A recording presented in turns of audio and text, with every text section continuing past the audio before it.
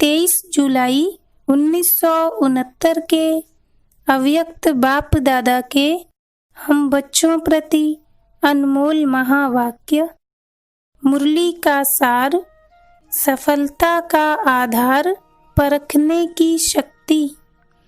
बाबा ने कहा, बाप दादा एक एक को देखते हुए क्या देखते हैं?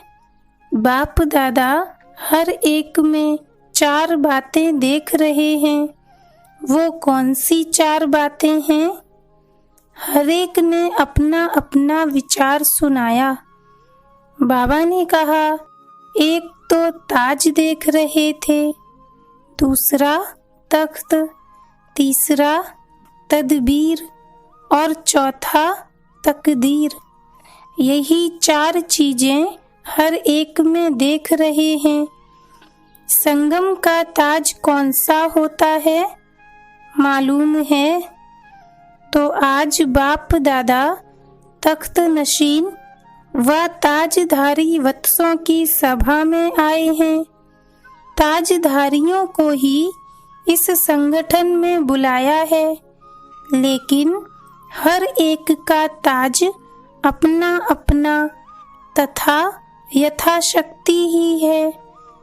तो यह तो देख रहे थे कि इस संगम में कौन कौन ताज तख्तधारी बन बैठे हैं, किस किसने कितना बड़ा ताज धारण किया है व छोटा धारण किया है। ताज को सदा ही सिर पर रखकर चलते हैं व कभी कभी ताज को किनारे रख देते हैं। आप सभी भी अपने आप को जानते हो ना, क्योंकि सभी चुने हुए रत्न हैं। तो इतनी पहचान तो जरूर होगी ही। अपनी तदबीर और तकदीर की परख है। आप अपने को पूरा परख सकते हो। समझो, मिसाल के तौर पर आप एडवांस पार्टी में जाते हो तो अभी अभी आपके पुरुषार्थ प्रमाण आपकी तकदीर क्या होगी उनको समझते हो। अपने वर्तमान पुरुषार्थ और तकदीर को जानते हो। जब अपने को परख सकोगे तभी तो दूसरों को परख सकोगे। यह जानने की जरूरत भी है, क्योंकि अब समय ही ऐसा आ रहा है जो कि परखने की शक्ति की आपको अति आवश्यकता है। सर्विस में सफलता पाने का मुख्य साधन ही यह है। जैसे जैसे परखने की शक्ति तीव्र हो जाएगी, वैसे वैसे ही सफलता भी मिलती जाएगी। परख पूरी न होने कारण जो उनको चाहिए, जिस रूप से उनकी तकदीर जग सकती है, वो रूप उनको नहीं मिलता है। इसलिए ही सर्विस की सफलता कम मिलती है। कम सर्विस की रिजल्ट क्या देखने में आती है कि प्रजा तो बहुत बन जाती है, वारिस बहुत कम। वारिस कम निकलने का मतलब ही है कि उनकी रग को पूरा परख नहीं सकते हो। मरीज की पूरी परख होती है, तभी तो ठीक औषधि मिलती है ना। फिर रोग भी खत्म हो जाता है। खास जो निमित्त बने हुए पांडव हैं, उनको भविष्य में आने वाली बातों को परखने की शक्ति चाहिए और निर्णय करने की शक्ति भी चाहिए। निर्णय के बाद फिर निवारण की शक्ति चाहिए, तभी सामना कर सकेंगे और सामना करने के बाद यज्ञ की प्रत्यक्षता की सफलता पाओगे। बाबा ने कहा, आपको बाबा ने किस लिए बुलाया है? हिसाब किया जाता है ना। सीढ़ी उतरने और चढ़ने का ज्ञान सिखाने लिए बुलाया है। अब किस बात में उतरना है और किस बात में चढ़ना है। बड़प्पन तो पकड़ लिया है, मगर बड़प्पन होते हुए भी जहाँ पर छोटेपन की सीढ़ी उतरना होता है, वहाँ पर फट उतर नहीं सकते हो। 1 सेकंड में मालिक और 1 सेकंड में बालक पने की आवश्यकता है। जहाँ पर बालक बनना चाहिए, वहाँ पर फिर मालिकपन भी कुछ देखने में आता है। जैसा समय वैसा ही स्वरूप कैसे बनाना चाहिए, वो ही सिखाने के लिए बुलाया है। मिसाल के तौर पर आप कहीं भी संगठन के बीच में रहते हो। संगठन में कोई भी बात होती है तो उसमें विचार देने के समय मालिक बनकर विचार देना तो बहुत अच्छा है, लेकिन जहाँ पर संगठन का सवाल आता है, वहाँ पर निमित्त बने हुए भाई बहनें जो फाइनल करते हैं, उस समय फिर अपनी बुद्धि को बिल्कुल ही बालकपन में ले आना चाहिए। बालकपने की क्वालिफिकेशन क्या होती है, वहीं पर फोर्स में बोलेंगे, फिर वहीं पर ही बिल्कुल निरसंकल्प बन जाएंगे। तो इसी रीति संगठन के बीच में निमित्त बने हुए के सामने अपनी मालिकपने की बुद्धि बनाकर राय देकर फट से बालकपने की बुद्धि बना लेनी है। इसी में ही फायदा भी है।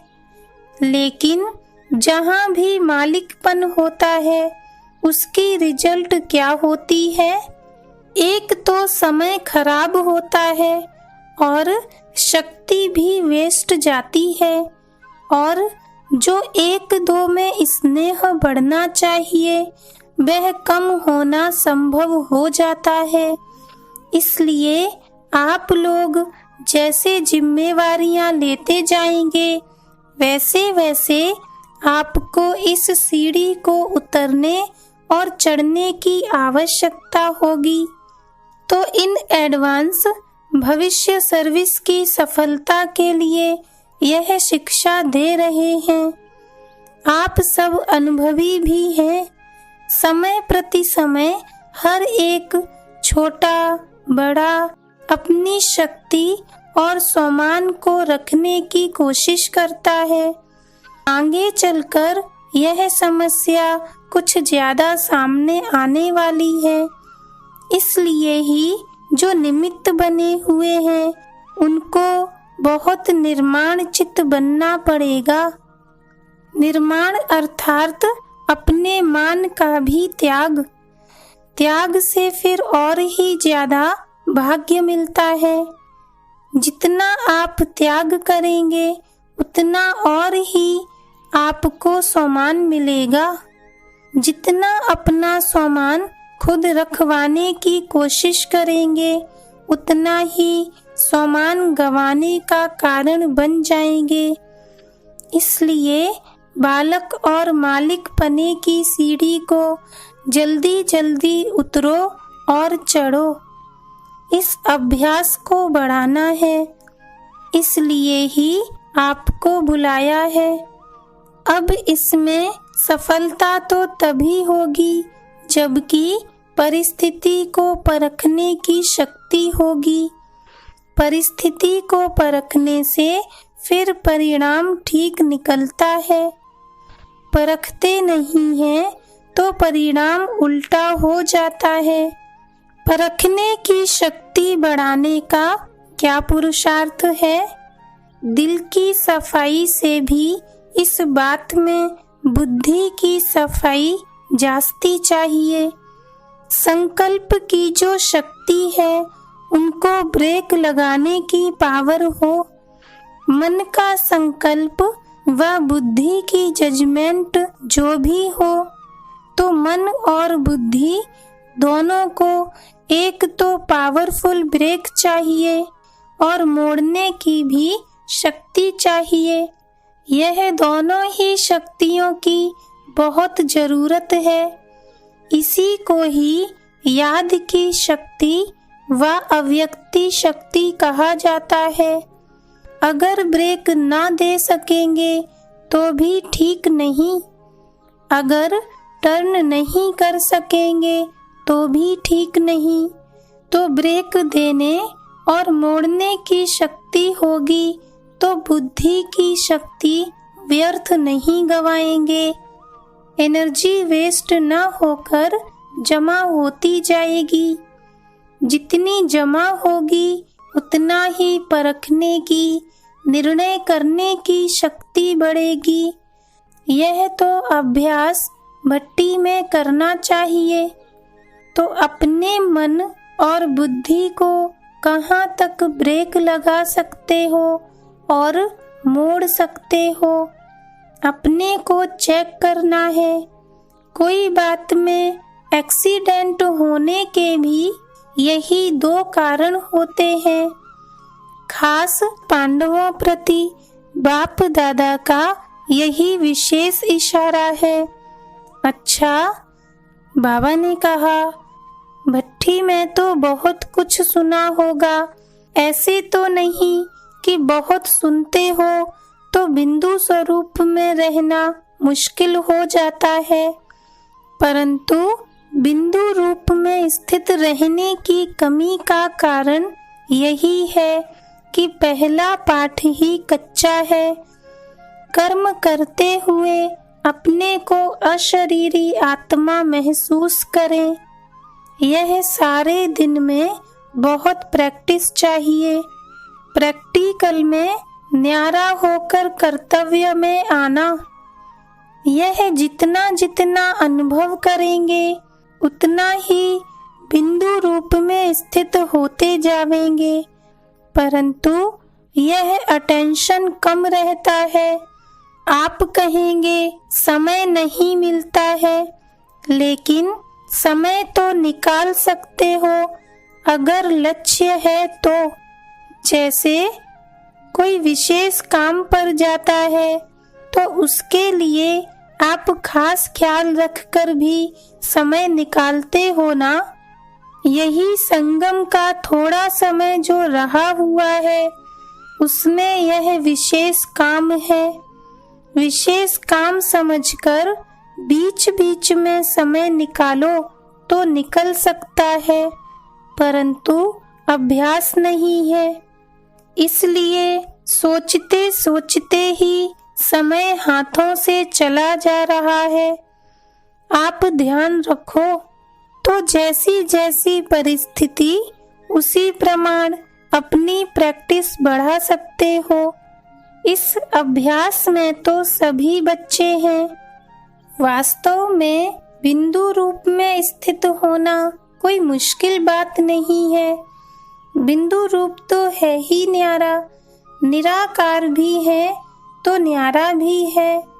आप भी निराकारी और न्यारी स्थिति में स्थित होंगे तो बिंदु रूप का अनुभव करेंगे। चलते फिरते अव्यक्त स्थिति का अनुभव कर सकते हो।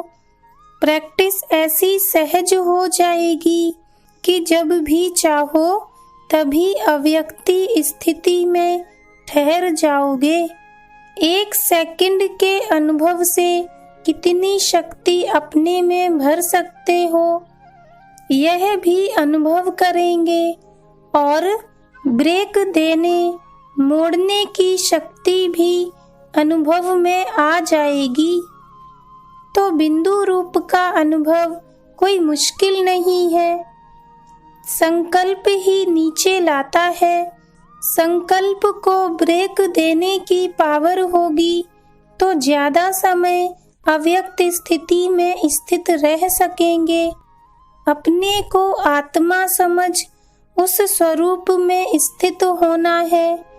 जब स्व स्थिति में स्थित होंगे तो भी अपने जो गुण हैं वह तो अनुभव होंगे ही। जिस स्थान पर पहुंचा जाता है उसके गुण न चाहते हुए भी अनुभव होते हैं। आप किसी शीतल स्थान पर जाएंगे तो न चाहते हुए भी शीतलता का अनुभव होगा। यह भी ऐसा ही है। आत्म अभिमानी अर्थात बाप की याद, आत्मिक स्वरूप में बाबा की याद नहीं रहे, यह तो हो नहीं सकता है।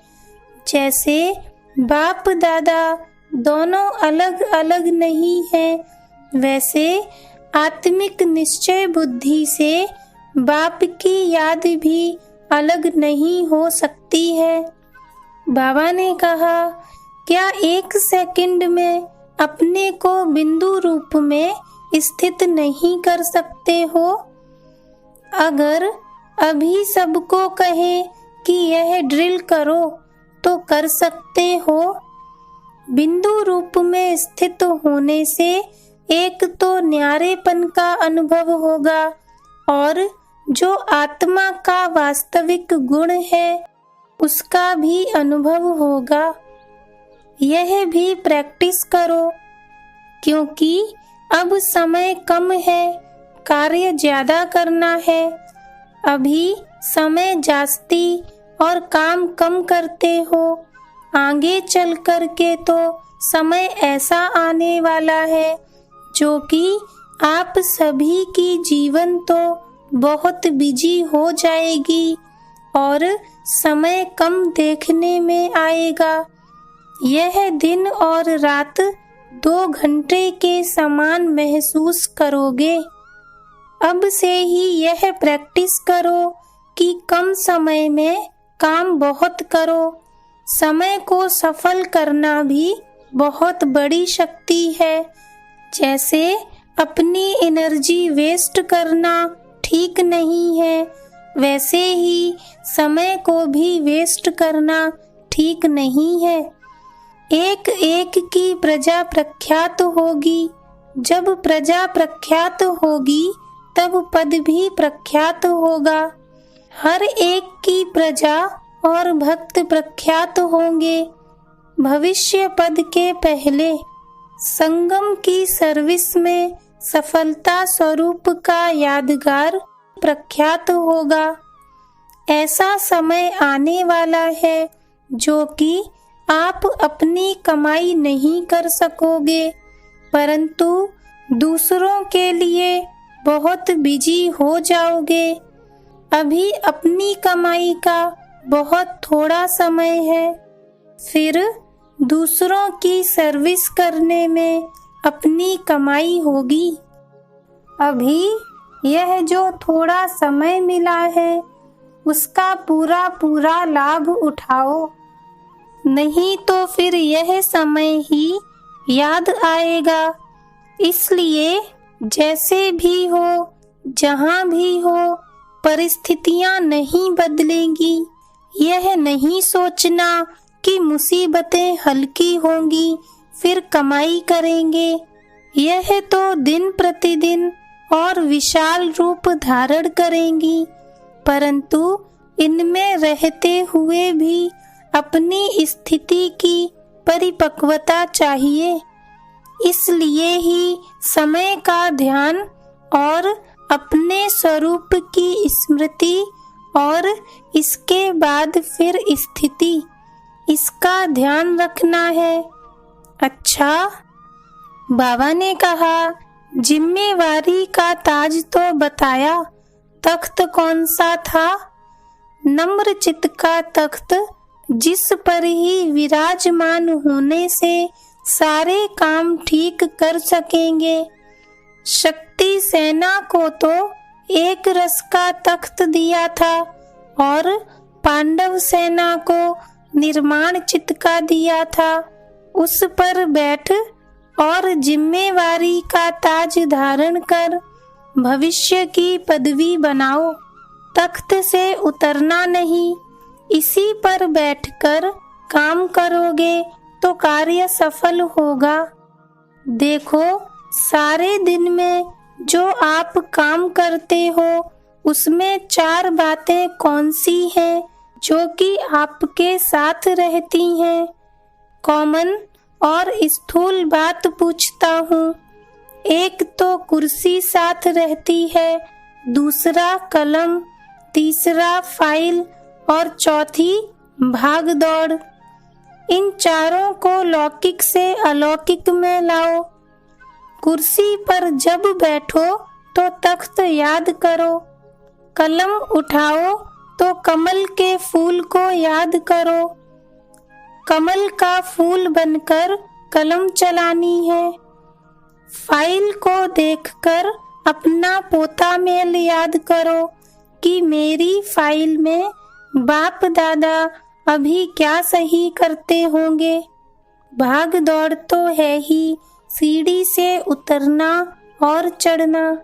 यह प्रैक्टिस करो तो जहाँ पर भी बुद्धि को लगाना चाहता हूँ लगती भी है कि नहीं, वैसे ही जैसे कि पाँव जहाँ भी चलाने चाहो चलते हैं ना। इसी प्रकार से अपनी बुद्धि भी पाँव मिसल हो जाएगी। अब बुद्धि को लौकिक से अलौकिक बातों में परिवर्तन करना है तो अवस्था में भी परिवर्तन हो जाएगा। बाबा ने कहा, इस संगठन के रत्नों में क्या विशेष खूबी है? एक तो सभी इसमें ही है, दूसरा मेजॉरिटी सरेंडर बुद्धि है, तीसरा सर्विस के लिए हर वक्त तैयार है, इसलिए ही एवर रेडी है। अब जैसे जिम्मेवारी का ताज मिला है, उसमें इन सब विशेषताओं को रत्नों की तरह जड़ना है, तभी जिम्मेवारी को पूरी रीति संभाल सकोगे। यह गुण ताज की मणियां हैं, अर्थात शोभा है, इनको कायम रखना है। जैसा कर्म आप करेंगे आपको ही देखकर सभी फॉलो करेंगे। एक स्लोगन और याद करना जरूरी है, छोटों को करो प्यार और बड़ों को दो रिगार्ड। प्यार देना है फिर रिगार्ड लेना है, यह कभी नहीं भूलना। यह संगठन सोना तो है, परंतु सोने पर सुहागा लगाया जाता है। उसके लिए बीच बीच में मधुवन में संगठन हो। निमित्त बनी हुई बहनों की राय से ही समय प्रति समय संगठन होगा। प्रदर्शनी में भी कुछ नवीनता आनी चाहिए। अभी तो इतना ही समझते हैं कि यहाँ की नॉलेज अच्छी है। जो बातें बतानी है बिना पूछे देखने से ही समझें कि हमको अभी यह सहज रास्ता मिला है। इस लक्ष्य को रखकर प्रदर्शनी बनाने की कोशिश करें और टॉपिक में भी आकर्षण हो। परमात्मा के परिचय पर रख सकते हो और जो लोग दूर भागते हैं उनको नजदीक लाना है। फिर उसमें धर्म के विचार वाले हों व कोई प्रकार हो, उनकी फिर पीठ भी करनी है। बिना पीठ किए सफलता नहीं होगी। जैसे म्यूजियम की सर्विस की है, उसकी भी पीठ करनी है, उनसे संपर्क रखना है, समय प्रति समय बुलाना है। भले संबंध रखना चाहिए जो उनको परिवार की महसूसता हो, तभी ही सर्विस की सफलता होगी। अच्छा, ओम शांति।